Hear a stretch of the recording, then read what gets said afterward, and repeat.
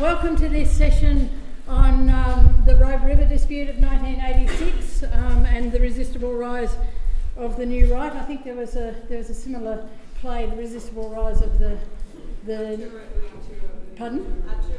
Yeah, Aotearoa Ui. So anyway, but this has sort of got similar majestic proportions. Anyway, my name is Liz Ross. I've been a long-time socialist and union activist. I'm now retired, but still writing and sort of fighting. So, I'll introduce Graeme at the beginning of the talk. Okay, just a couple of quick things. If you are a smoker, please go right outside on Victoria Street. There are we don't allow smoking in the building, and also there are bins for you to put the cigarettes in there. And we're lucky to be able to have the conference here in such a sort of historic building. I showed Graeme the old council chambers just earlier. He'd never seen them before, so he was pretty impressed. So this is a heritage that we really need to maintain. I'll say more about the other sort of announcements later. Okay, so today we're privileged to be hearing from Graeme Haynes. Graeme was the Electrical Trades Union Deputy Convenor at Cape Lambert, which was part of the Robe River mine and port complex. He was there during the Robe River dispute in 1986-87, which was one of the turning points in Australian industrial relations. Graeme told me that the Utah Phillips song that we'd just been listening to, All Used Up, summed up his feelings about the dispute. Not just the feeling of being used up by the bosses, but keeping on fighting for workers' rights too. And that's something that Graeme has done all his working life. Now, I met Graeme during the Robe River dispute when he was toured around, particularly in Victoria, to build support for the workers and to tell the workers' side. And as you'll know, it's rare for the media to report this side of events, and it was great to hear it back in 1986, and now today we've actually got another chance. Before I go on with that, I just want to sort of acknowledge the Aboriginal owners of the land. The land was never ceded, and it remains Aboriginal land. Okay. So mostly this session will be a sort of conversation. I'll be asking Graeme about the dispute and the lessons from it, but I will kick off by briefly outlining the context. And you'll also have on your seats an outline of the dispute, just in case you get sort of confused about where things are going and what was happening when. Now, this was the era of the Accord, Labor in power from 1983, with a pact between the unions and the government, a promise of industrial peace while improving workers' standard of living. For the bosses, increased productivity and union cooperation for workplace change. But the Accord had started to sour for workers. There'd been a number of critical disputes at Dollar Sweets, a small factory in Melbourne, at Mudgeonbury, an abattoir in the Northern Territory, and the government was headed for a major confrontation with federal public sector unions. In Queensland, the ultra-conservative Bjelke-Petersen government had taken on electricity workers as he privatised the state-owned electricity supplier Sequeb. And in April 1986, after months of shadowboxing, the BLF was deregistered. And each case I've mentioned ended in defeat for workers and their unions.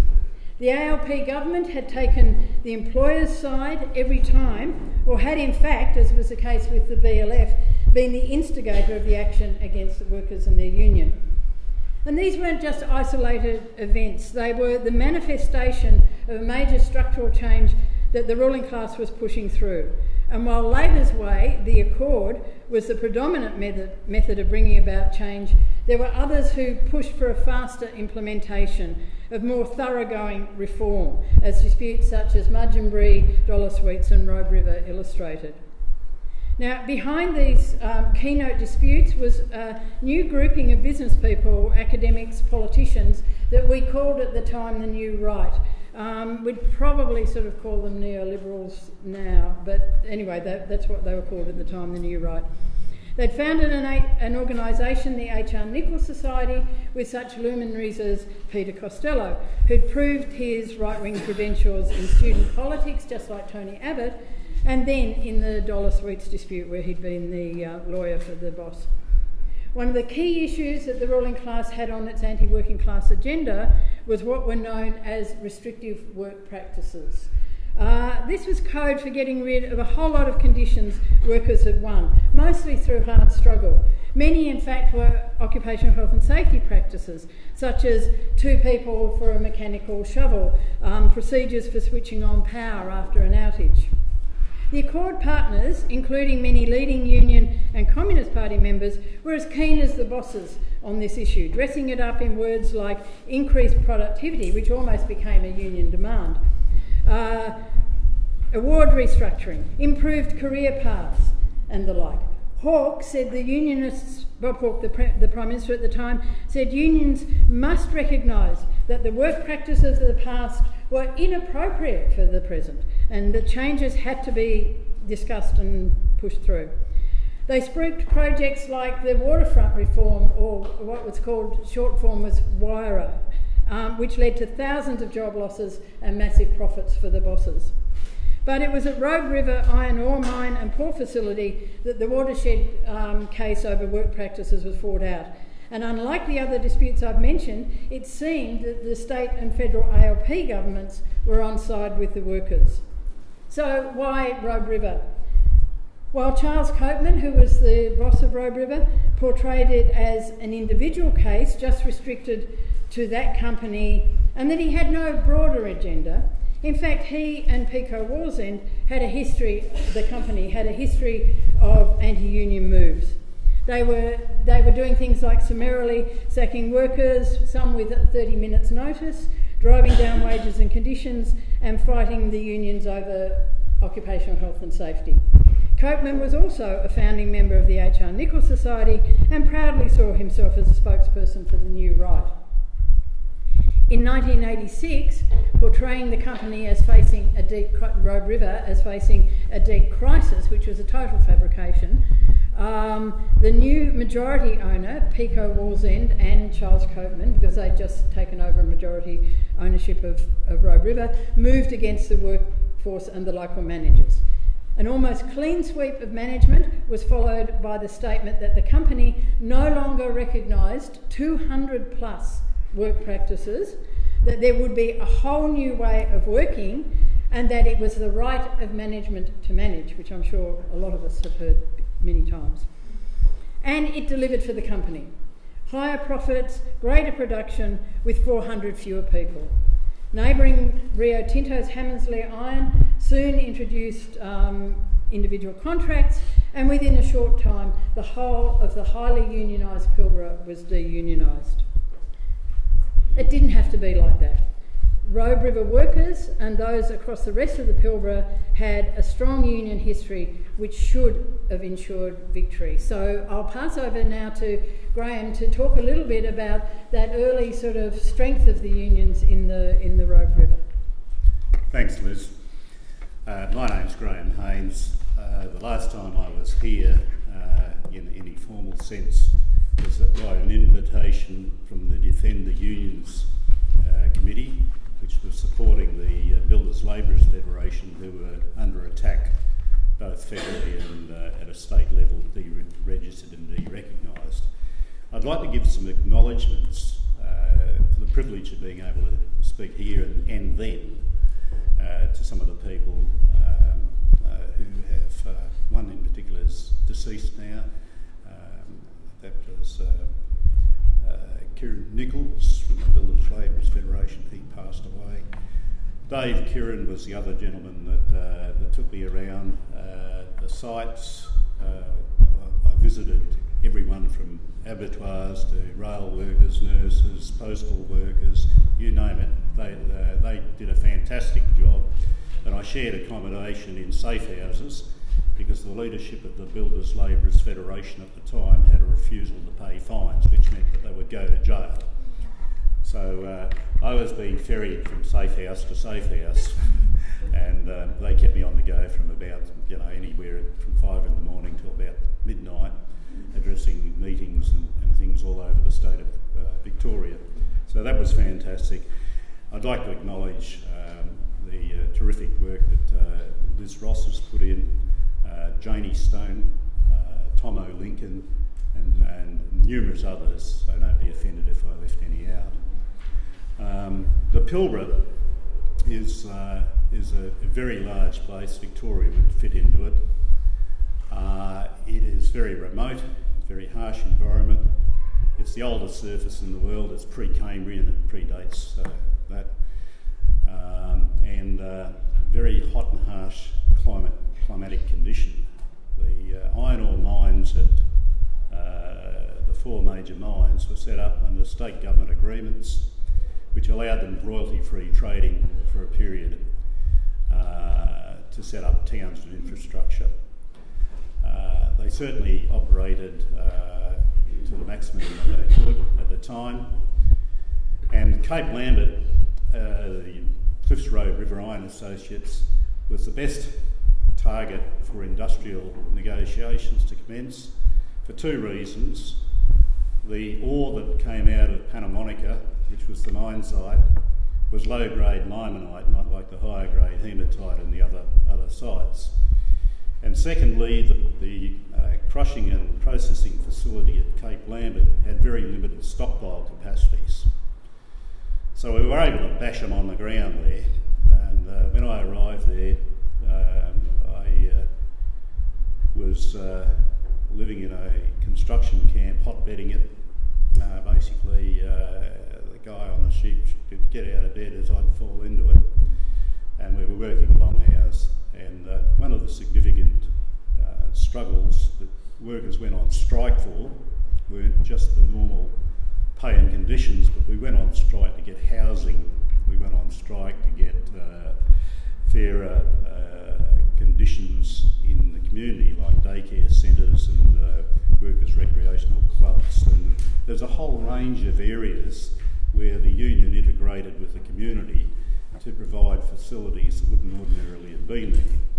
It's an American-based company, Japanese joint venture ownership, and in a certain sense, one of the other weird parts about the place, see, the workers weren't any different to workers anywhere else.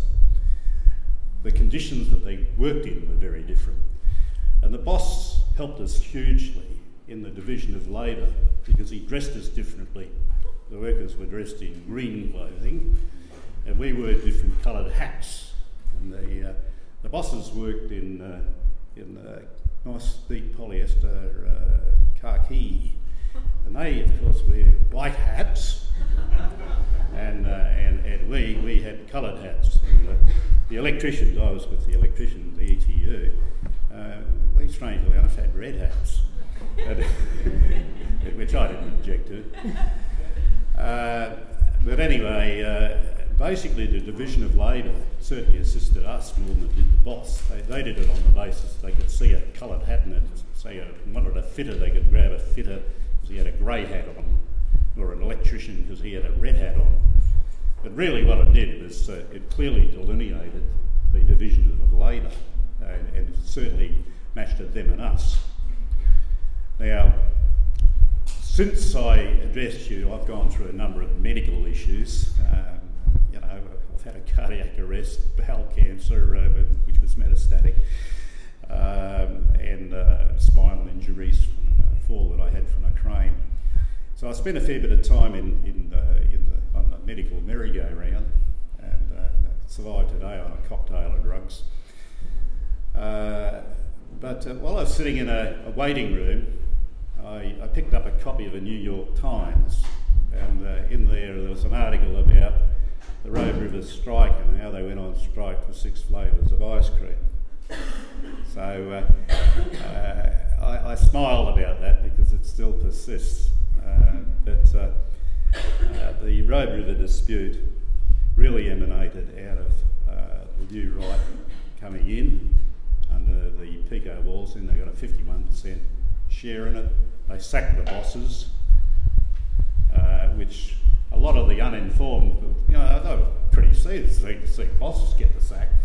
But I knew what was coming because of the events that in some of the other places they'd had an involvement in. So Robe River was a grounds for the restrictive work practice saga, and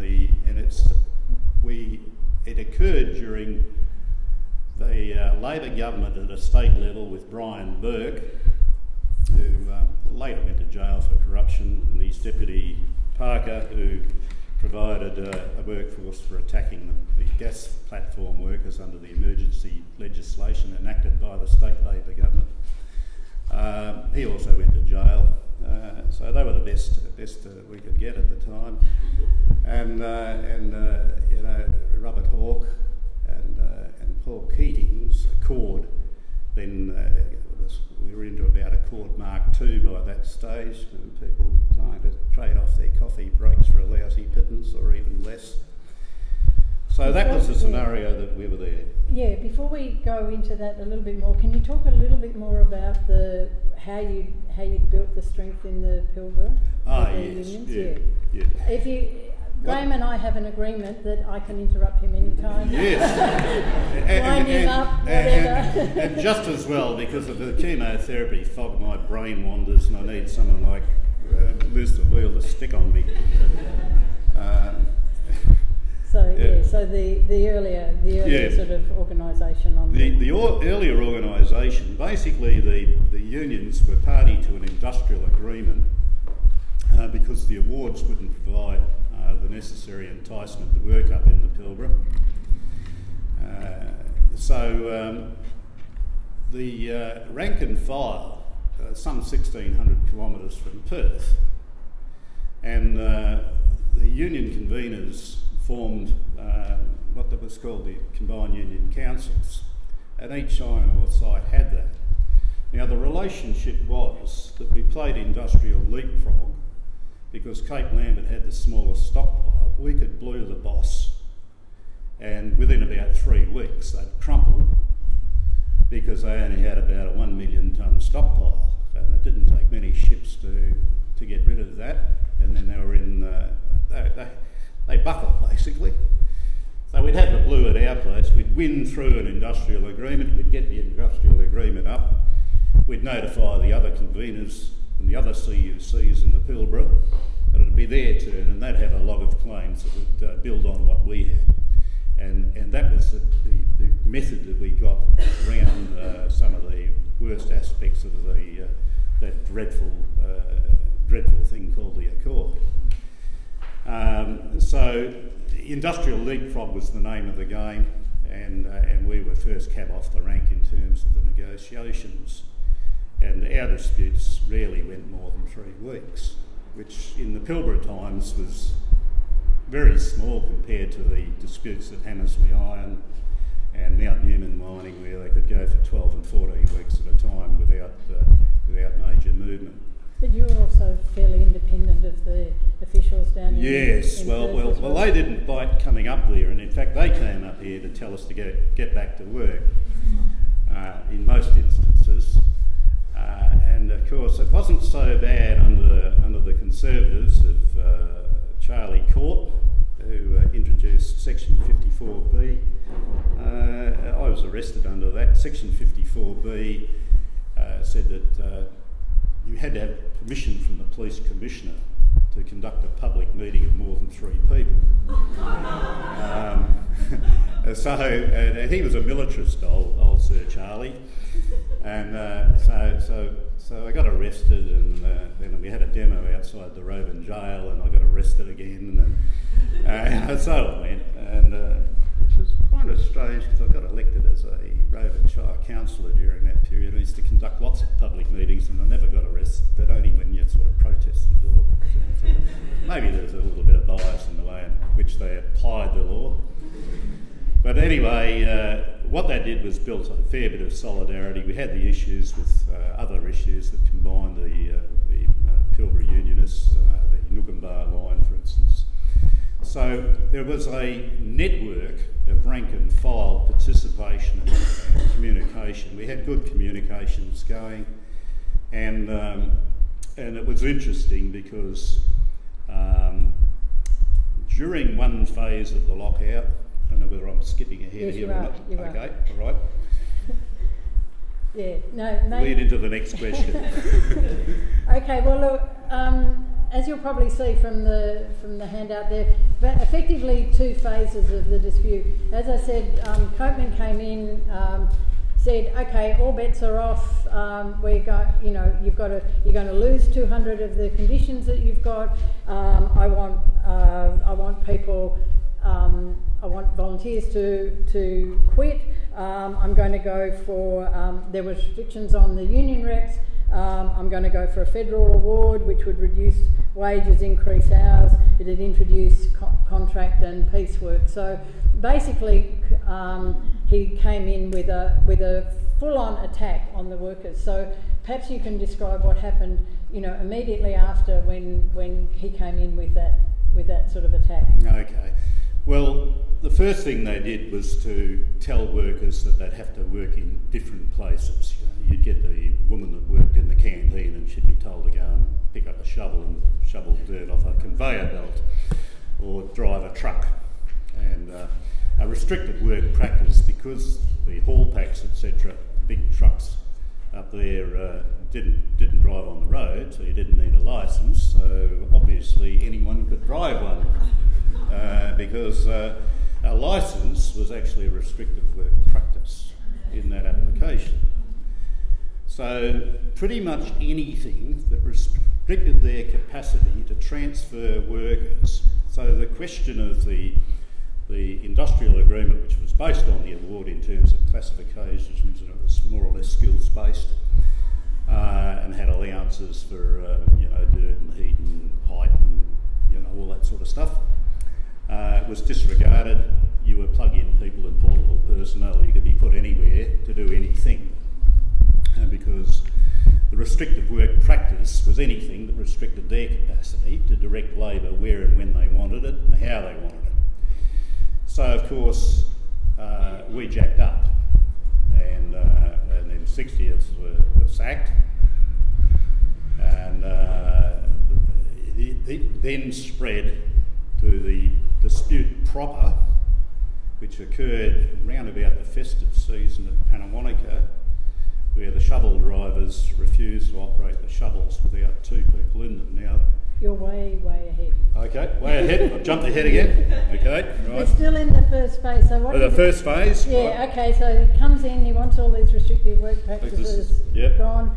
What did the unions do, apart from you jacking up and the 60 being sacked? Well, the unions basically came down and said, the union bureaucracies came down and said, you've got to fight this differently. We've got a legal battle on our hands here. You've got to be the good guys in the media. That's an interesting one. We're going to win the hearts and minds of people through the media.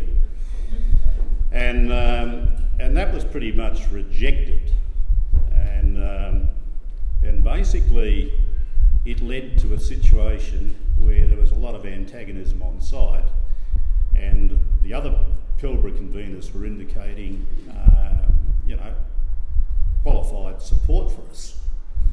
And at that stage we felt fairly confident that we could knock these bully boys that were having their own way in lesser organised sites. We felt fairly confident that we could knock them off, because we'd had a history of industrial struggle, and the workers had experienced the rewards of those struggles, and they were demonstrative. You could see people were out of caravan parks and construction camps and living in accommodation that we'd actually won. They could go and have a beer at the Working Man's Club that we went on strike to get built. There were those sorts of concessional things that we could reflect on, and there was a lot of anger because we were being contained effectively by the bureaucracy that was trying to run the argument that we had to be squeaky clean, according to Jack Marks. Jack Marks was he was the Secretary of the Metal Workers. He's an old CPA, and we called him Back to Work Jack, because that's what he used to do. He used to fire us. Now he's since died, and I don't want to complaining about me speaking ill of the dead because I had precious little good to say about him when he was alive. But good old back to work Jack condemned himself more than anything in an article that he did in the paper by Hancock. Hancock and Wright owned a paper called the Sunday Independent, and Jack's covered article saying that for 30 years he was an arsonist and now he's a fireman, so I need say no more. He condemns himself by his own words and his own biography if anyone's silly enough to read it. Anyway, so you got the 60 workers sacked, you were starting to sort of arc up a bit, Yep. Then Copeman sacks the lot of you. That's it, yeah. Basically, Copeman sacks the lot of us when the dispute proper takes on, and there's 1,100 of us locked out.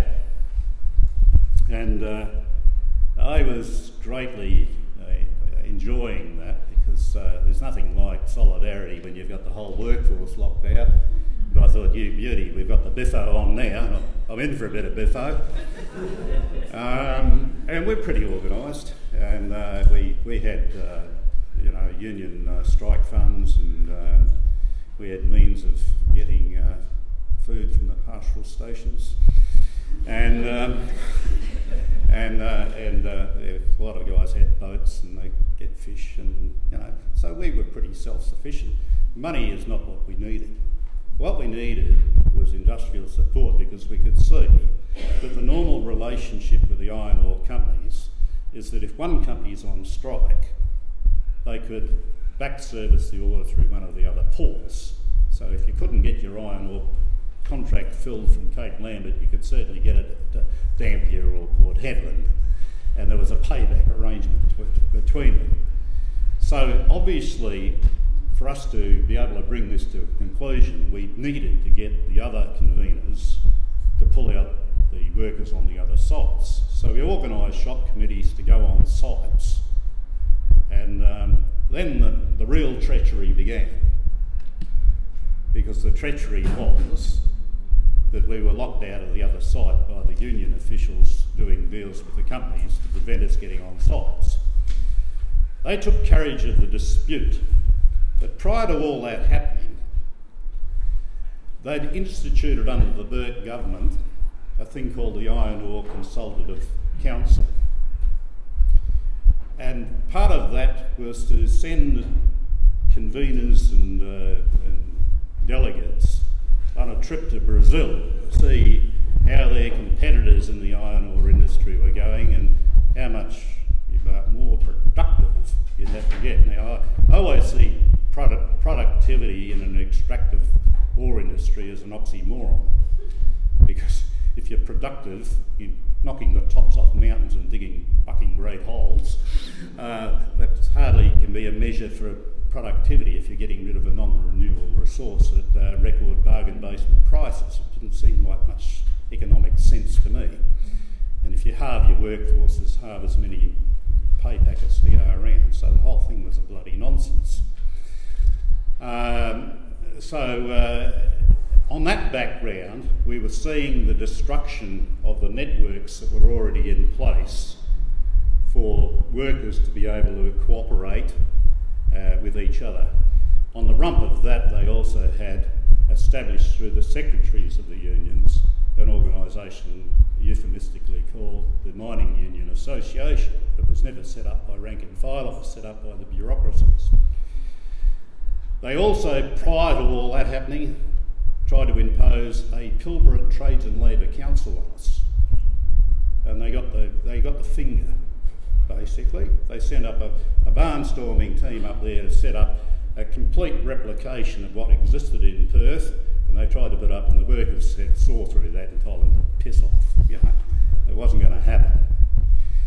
So their best efforts to take control of the labour situation and prevent, the so-called wildcat strikes and etc., were all failing. So when the new right took us on and took the blue on, we were in a situation where we had to get that rank and file support. So what happened with the ship?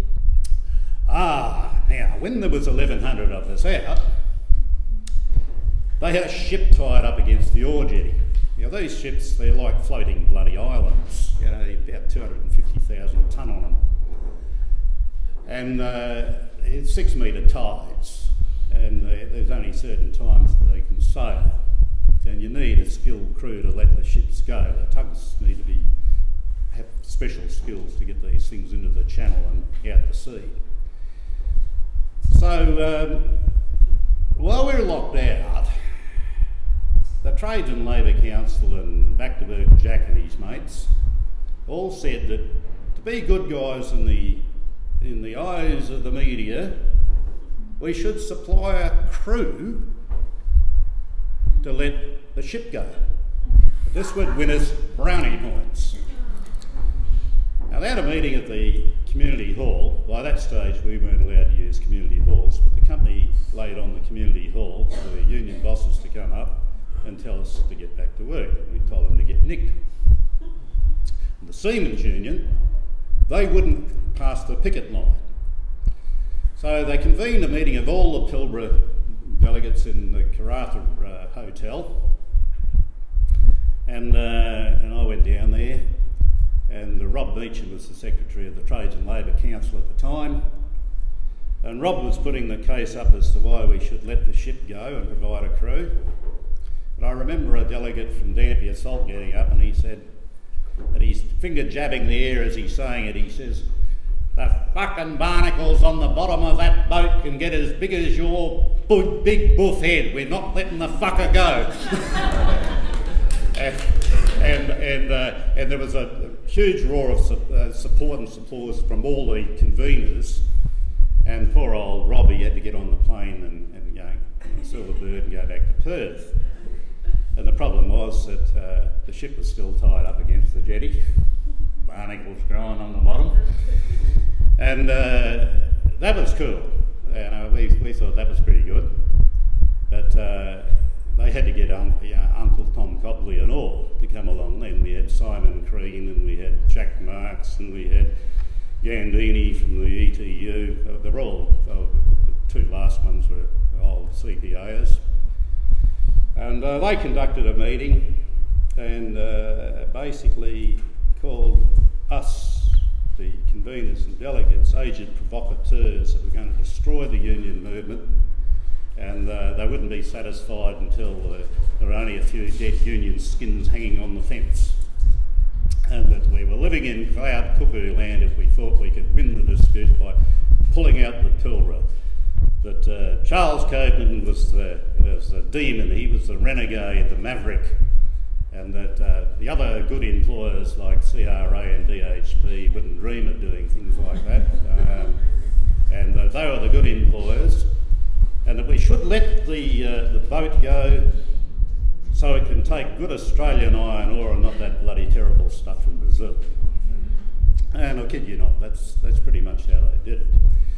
So while we were locked out... Actually, before we go to that, we'll show some pictures of, yeah, the actual...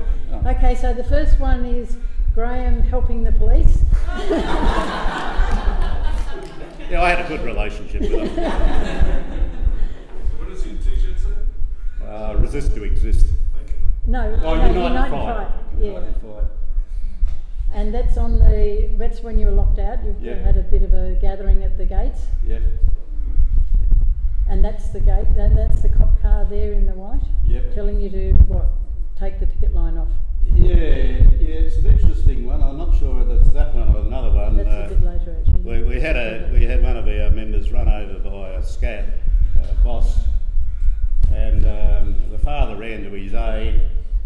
They were both charged with damage to the boss's vehicle, and no, I'm not joking.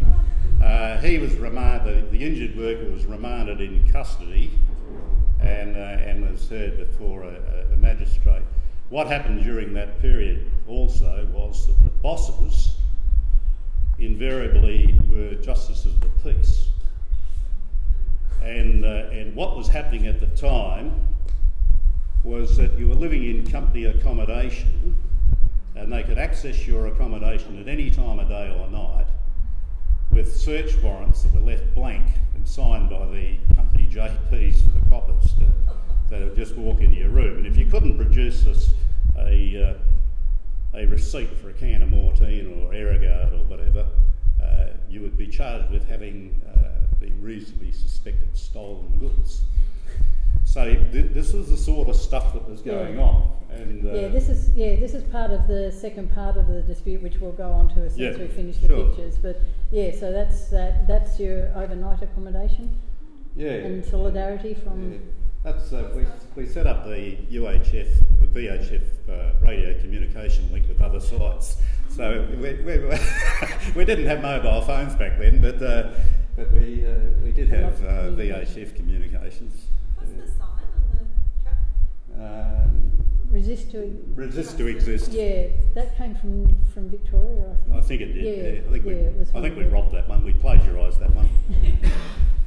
Can you explain that one? Yeah. Oh, that was Pico Wallsend's gift to the community, and some of our members decorated it a little. They washed it off and had to get it repainted again. And that was a little game that we had. Oh no, stop there. Yeah. Okay. And that's a locomotive. They're a powerhouse on wheels, a 16-cylinder, 3,600 horsepower engine. There's three of them carrying ore cars, each one with 100 ore cars, 120 ore cars. So you're talking, like about 1 million tonnes of iron ore going out on trains every day from the mine which is in Panawanaga to Cape Lambert, where they take big rocks and smash them into little rocks. And in 1980, they had a pellet plant for putting them through a furnace. And your hard hatch used to go soft if you worked in the furnaces. But anyway, so what happened at this point? After you're locked out, there was arbitration commission hearings, whatever. In the end, Copeman was forced to take everybody back, but he didn't take them back reinstating them. It was re-employment, which means you start from day one, so you lose everything. That's a very interesting distinction, because... Sorry? Sorry. So somehow their employment was terminated. Well, they had already sacked the whole workforce. A number of things that came out during the inadvised legal struggle that they went down. They took all our money off us and put it into the pockets of lawyers and solicitors. And one of the watershed things that came out of that was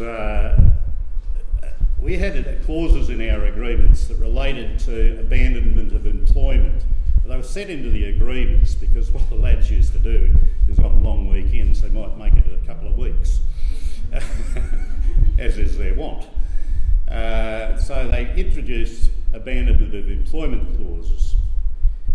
Now, Pico took the unions to the commission on the basis that if you went on strike you were abandoning your employment. The commission said no, that's incorrect. This is the historical reasons why that clause was put in there. It wasn't put in there for those reasons. So they took it to the full bench. The full bench agreed with the State Industrial Commission's original decision. And of course, once you take it to the Industrial Appeals Court, you're out of the Industrial Court, you're into a civil court. And that's where, of course, they won all their decisions. So we ended up with a benchmark decision coming out of that if you went on strike for more than a week, you were deemed to have abandoned your employment. So my old mate, back to work Jack, would lambast us about taking any industrial action because we'd be sacking ourselves. The boss doesn't have to sack you, you're sacking yourselves if you go on strike for more than a week.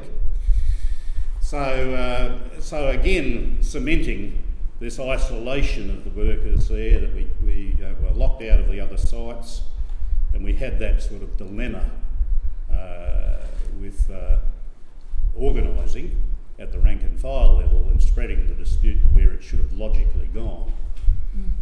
Okay, well, so what happened? Everybody goes back to work, but of course Copeman doesn't do what he's sort of ordered to do and keep workers working at what they should have been working on, all of that kind of stuff. So the tensions were really rising, and this comes to the second phase of the dispute where, so not surprisingly, all of this sort of stuff totally exploded, and the first thing that happened was that one of the bosses told the members of the Federated Engine Drivers and Firefighters Union there to only have one person on a power shovel, and the workers there refused. So perhaps if you'd like to take it from there. Sure. That dispute was at the mine site at Panawanaka, and their P&H shovels, they take a 50-tonne bite every time they pick up a bit of dirt that's been drilled and blasted at the mine site and dump it in the back of haul packs. Very, very dangerous equipment. One wrong move and it can wipe out cars, vehicles, anything that's in the way. So it was always advisable to have one person operating and the other person keeping a sharp lookout for light vehicles, flat top cars, etc. We've seen where haul packs could drive over a Holden utility and not even know they'd done it.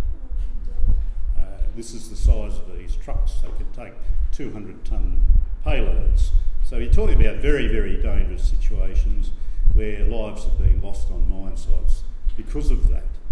So the safety issues associated with that were extreme. We'd seen too many people die on the job. So that stimulated the dispute, which of course immediately spread to Cape Lambert, and the dispute proper took on. The jobs, as a result of the re-employment deal that was done, as opposed to reinstatement, meant that you could get rid of people. Now, they wanted to get rid of 180 workers, but they didn't want to pay out any redundancy. But they certainly wanted to get rid of all the militants. So the only way you could do that was continue to pay them at the old rate of pay, but they put us into squads, and we had names for them. We had the Grot Squad, F Troop, and a few others of that ilk. And if you got into one of those squads, you were pretty much a militant, because I was telling someone at the break, it was something like out of Cool Hand Luke and Paul Newman, where there'd be a boss with a parasol at one end and a boss at the other end, and we'd have to pick up litter out of the drains in Wickham, and they'd parade us up and down past the primary school so your kids could see their dads picking up the litter. But it didn't worry us, we just hardened our resolve basically. But and they had other people doing other mundane soul-destroying work, and during that period I sustained a fall from a crane and did some serious damage. And my rehabilitation, because for some reason or other they kept me away from the electronics and control systems because they seemed to go awfully wrong when I was sent to fix them.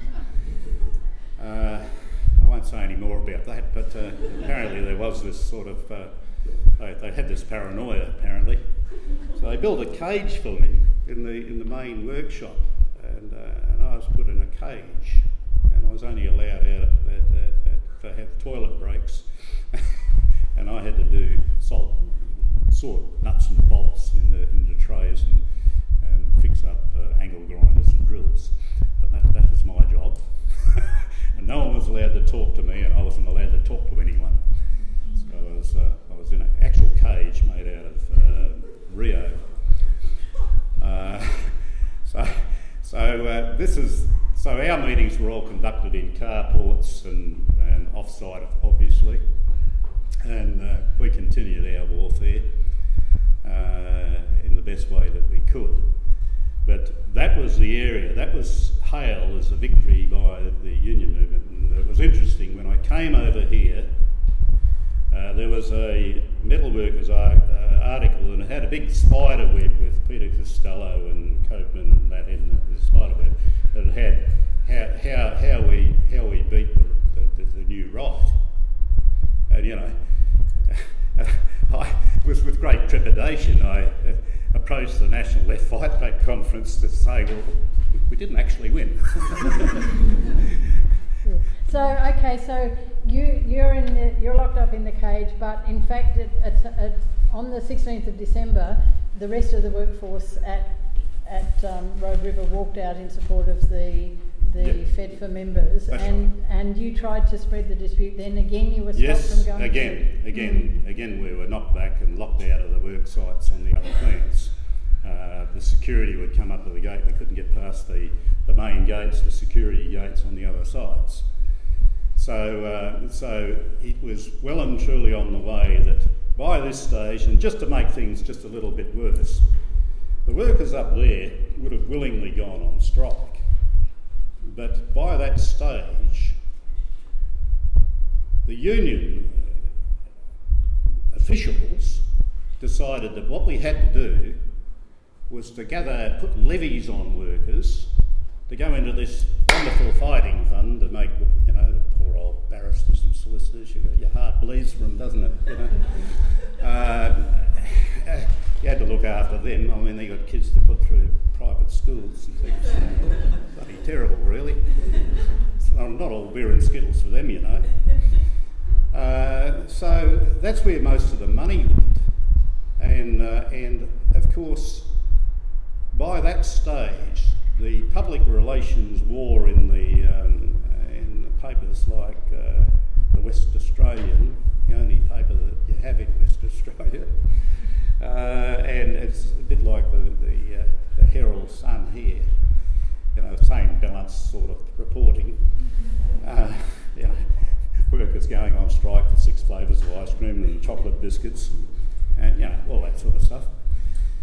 And so we were in dire problems because the dispute couldn't be broadened, and now what they were doing was alienating the other workers by imposing a fucking levy on them. And they were never really told how the levy was going to be applied. And while we were sort of negotiating food supplies with pastoralists and various other people, they were spending money that should have been on publicising and promoting industrial dispute and pulling out the Pilbara. Marxie called me. I went to China in 1978 and I had a little green hat that I used to wear, a beard that made me look a bit like Ned Kelly at the time. And he called me the mad Maoist. But to throw a bit more of an insult in it, apparently I'm a Trotskyist as well, so I'm a Maoist. I'm a Maoist Trotskyist. And that was fairly popular, the mad chairman I was called. And we were the pop people, the pull out the Pilbara lunatics. So we were going to be responsible for the destruction of the trade union movement in the Pilbara. So what happened then is that you had staff labour loading up, and then that brought in the maritime workers. Yes, well, the maritime workers refused to cross the picket line, and then we had the barnstorming event with Mr. Crean, Mr. Simon Crean, peace in our times, it said. And it actually said that in the newspaper article, a picture of Charlie Coburn standing next to Simon Crean, both beaming, saying peace in our times. It's very Chamberlainist. But that's nonetheless how it was portrayed. There was this major victory, and the unions were trumpeting this return to work as a victory. And of course it wasn't. It was anything but. It's like trying to say Gallipoli was a major military successful campaign. Some people might like to believe that, but of course it wasn't. Well, the agreement was refused the first time round, wasn't it? When Crean came to the workers, he hadn't even talked to them beforehand. No consultation with the rank and file at all. And so presented it to everybody. They told him to go away and get stuffed, basically. Yep. And but they came back with another deal that they actually pushed through. They did, but by that stage, the barnstormers on the back of the truck, they had the full amplifier, and the company had provided them a nice diesel gen set and all the equipment. None of the stuff that the rank and file were allowed to have. And yes, we were again pictured as the people who would be responsible for the seamen losing their houses if we persisted with this insanity. So we were labelled the people that were actually going to put the Seamen's Union at risk. And the Seamen's Union played a fantastic role. You know, they wouldn't have gone through that picket line. Absolutely no way would they have. But at the end of the day, with the bullying and haranguing, there were people there that got wobbly then and said, well, you know, are we going to be responsible? Maybe these wise people from Perth and from Melbourne and Sydney, maybe they know better than us. Maybe we better follow their lead. And that was a real crushing defeat, because we ended up going back to work under terrible conditions. And those of us that were militant paid a fairly high price. There were suicides, there were miscarriages, family breakups. Whenever there was a fight between us and the scabs, we'd get charged and the scabs wouldn't. And, there was a fair bit of biffo. Okay, so we'll have the next three pictures which tell you some of that sort of effect of what happened. So, yeah. The next one.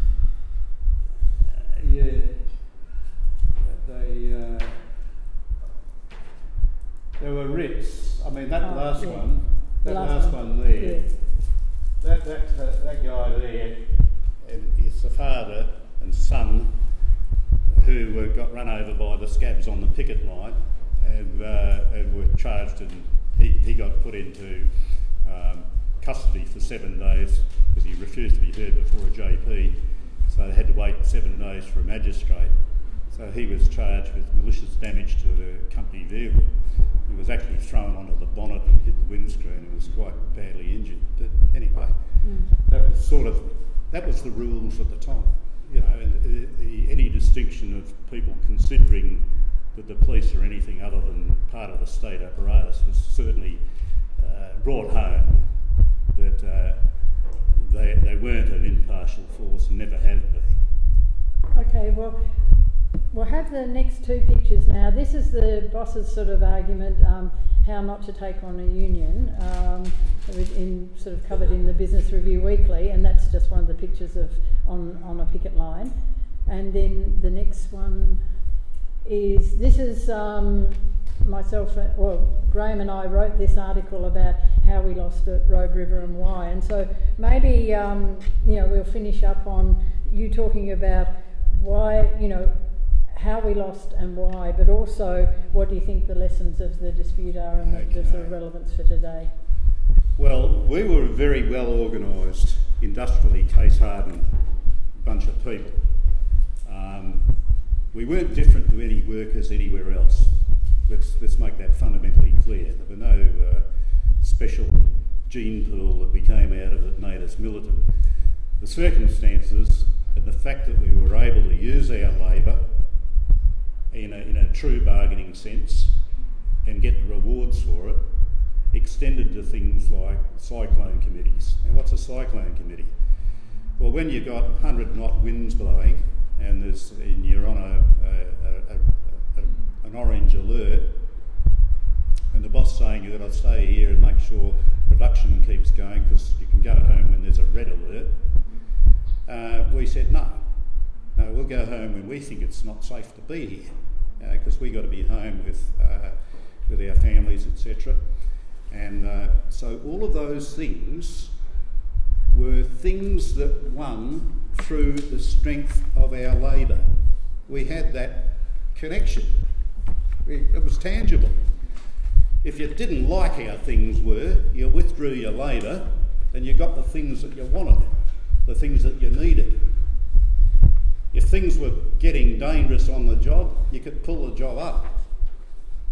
So we had those tangible results, and that's where the militancy came from. It was a sort of a feedback loop, if you like, where you could do things and you could win on the ground. And you could tell your union officials, piss off back to Perth, oh yes, but the Commission's got orders. Oh, fuck the Commission, we're staying bureaucracy saw was a cavalier disregard for all the rules, that they couldn't bucket, because basically the connection with the union movement, the bureaucracy of the union movement, was interlaced with the Australian Labor Party, and they were in government both at state and federal levels. They were singing the same song that the previous mob was singing. It hadn't changed.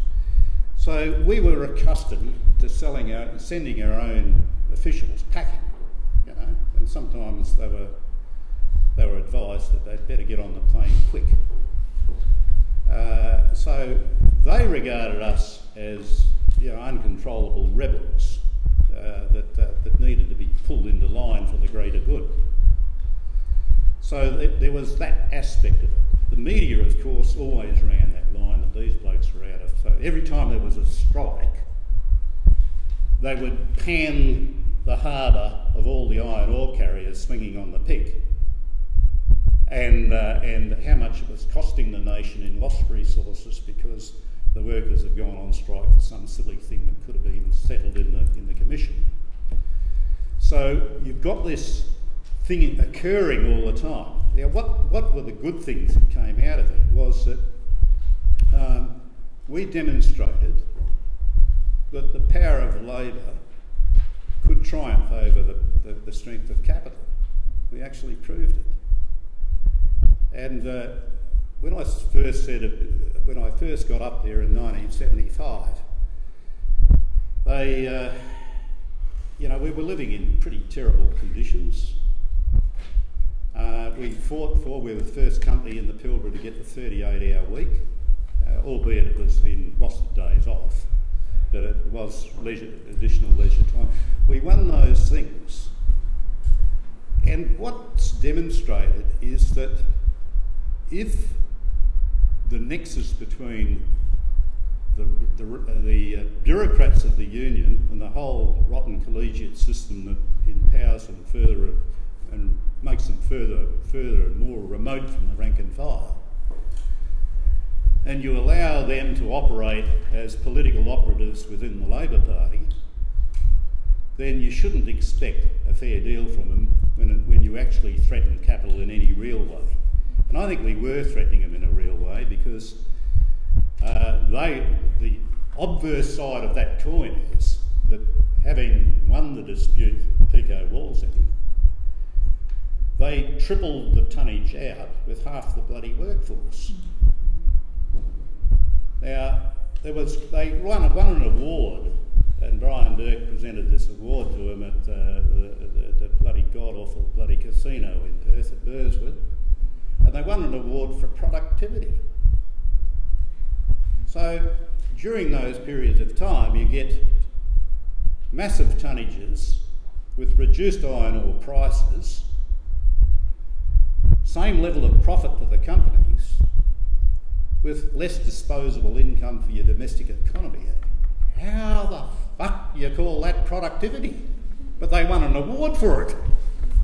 I mean, they won an award for halving the workforce and increasing the tonnage out of a non-renewable resource. You know, that's just one of the mysteries of capitalism I can't quite understand. But lessons are really that the conditions now, we've seen both, rather than just the commodity side of it being attacked, you now see the importation of labour under the Section 457 visa program.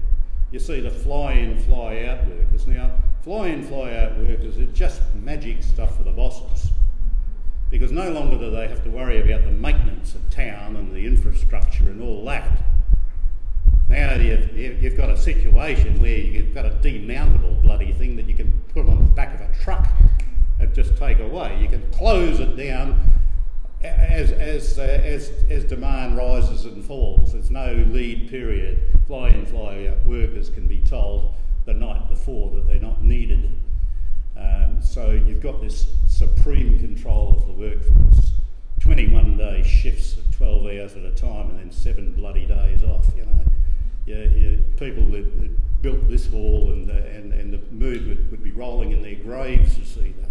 You know, you turned into a zombie. 21 days of 12-hour shifts. Try and imagine it. You wouldn't know what bloody day it was. And you'd get on the plane and end up in Perth, and you'd see them proud, the loungers with their high visibility gear on, still the dirt and sweat on their bloody boots and their shirts and everything. And the poor bastards are doing that cyclically. The impact on their families is terrible. So what I've seen is the full cycle. And what I've learned out of that is that the lessons that need to be learnt and drawn out of that was that the same conditions that we fought for could easily be dissolved and taken off us by people who were either, now I'm being charitable here, they were either bloody just incompetent, and I think there were a fair few of them, and then there were some downright treacherous bastards, whom, back to the Jack and his ilk, supreme experts at that. So workers everywhere need to be aware that the rank and file is the key to success. But if you rely on the structures within the union movement, you're going to go nowhere, because the structures are inextricably tied in to the Australian Labor Party. And, you know, look at the Australian Labor Party. You know, Me Too politics, everything's lurching to the right. The valuable things are that it can be done, it can be achieved. The isolation in this circumstances was to our advantage, because it made it difficult for union officials to come round and tell us to get back to work. And when they did, we told them to fuck off.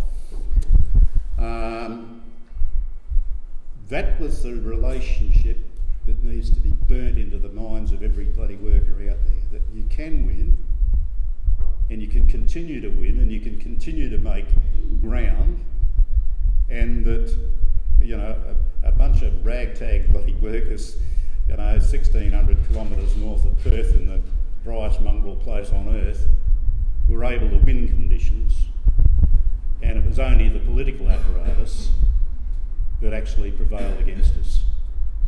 Okay, well on that note, we'll thank Graeme.